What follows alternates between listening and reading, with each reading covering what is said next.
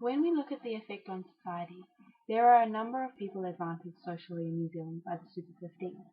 For example, the franchise and sponsors are advantaged socially because when the home team does well, the community comes together and gets along better and has something to look forward to and celebrate. Jessica Kennedy said, "It provides a sense of community and spectators feel a part of a team.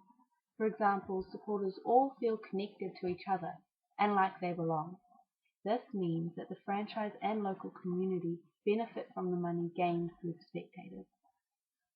So as we can see, Jessica Kennedy was on the right track, because this means that many people can become interested in the game and may want to become part of the action. This will benefit the franchise and sponsors socially due to the increased numbers of spectators. Sponsors will benefit from the public attendance and participation as well, as they will get their brands out on boards and players, and people in the public attendance and participation as well will see and have a desire to be like their role models, and this may result in them buying brands that the players have. Another example of a group advantaged socially by this event is the local businesses and community. They are advantaged because the community comes together at the game and not. It also attracts people from overseas and to come to the live games, which will increase the ticket sales, helping the community and local businesses.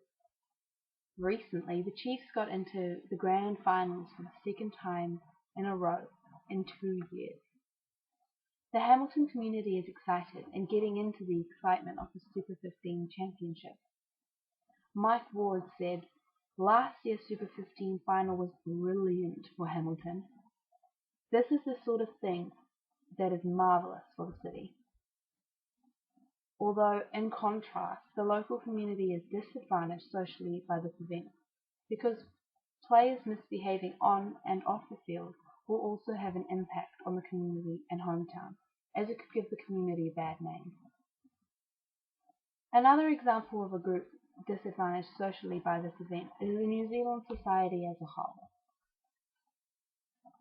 They are disadvantaged because, like the community, New Zealand will be judged on the actions and behaviours of New Zealand players, and we will all be judged, and this could affect the amount of tourists coming overseas. This means that there won't be as much interest from those overseas and sales could go down, and then our social well-being will be affected. When we look at political, the term political refers to the concerns of laws, policies, and in the involvement of the government at a local and national level. The Super 15 is politically a significant event, and there are a number of viewpoints that reflect this.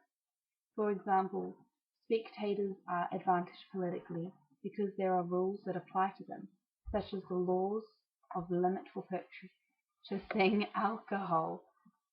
The behaviour at the ground and buying liquor under the age of 18 is restricted. This means that spectators are at both the venue and the bars are advantaged, as if everyone follows the same rules and have all the same restrictions, this can help them to have a better time and have more enjoyable experience. It will also be a safer environment for all the spectators and also the families. Spectators can also be disadvantaged politically because they may not agree with the rules or accept them and do the opposite. This too affects their social well-being in a negative way, putting both themselves and others in danger, and not have as much of a good time as they initially thought because they were getting drunk.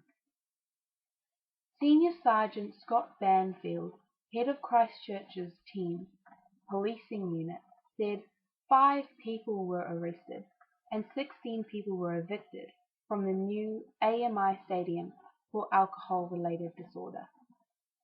Police also attended a number of alcohol-related incidents in the stands during the match, including assaults and offensive language. The senior sergeant said, It was silly, little things like some people sitting in the wrong seat that sparked a fight. Maybe if people weren't intoxicated, they would have dealt with it a bit more maturely. About 28 people were turned away from the stadium before the game even begun, because they were already heavily intoxicated. Banfield said that and meant it. He wants to see a change. This means they are banned from the venue and future games, which means the attendance will drop. They could also harm themselves and might not like to go back to a rugby game. For me personally, I feel this event is monitored and run well by franchises and local communities, such as police.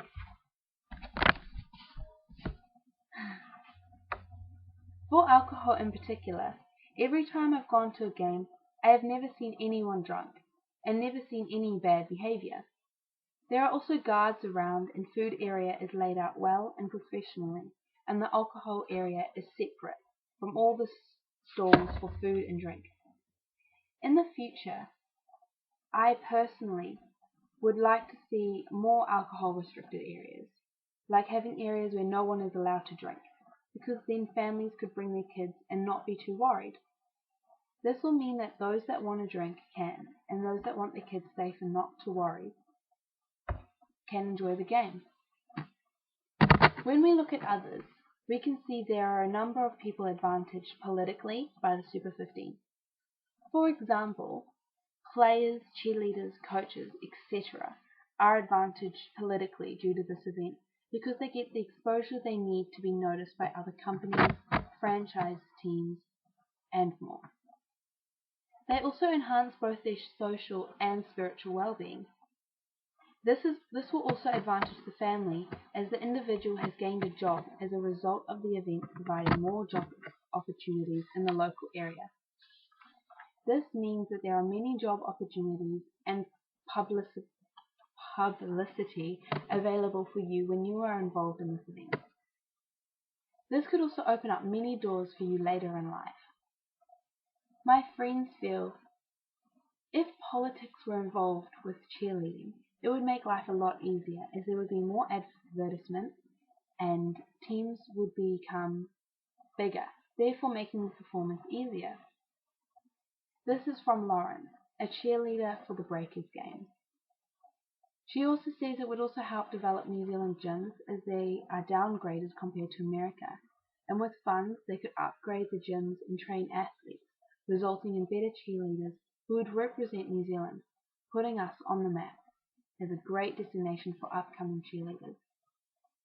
Although what Lauren's saying is not referred to the Super 15, there could be similar views from coaches, cheerleaders who support teams in the Super 15 competition, and maybe even coaches.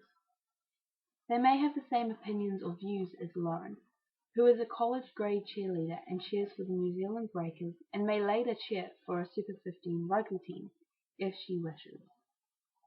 My family believes that having cheerleaders and mascots for a big Super 15 is a great way for them to get the exposure that they need.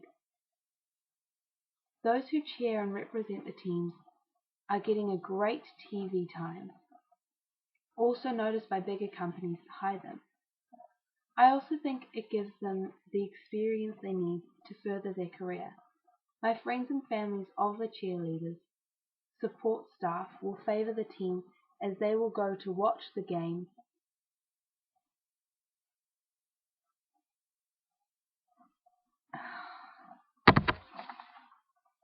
Dang it.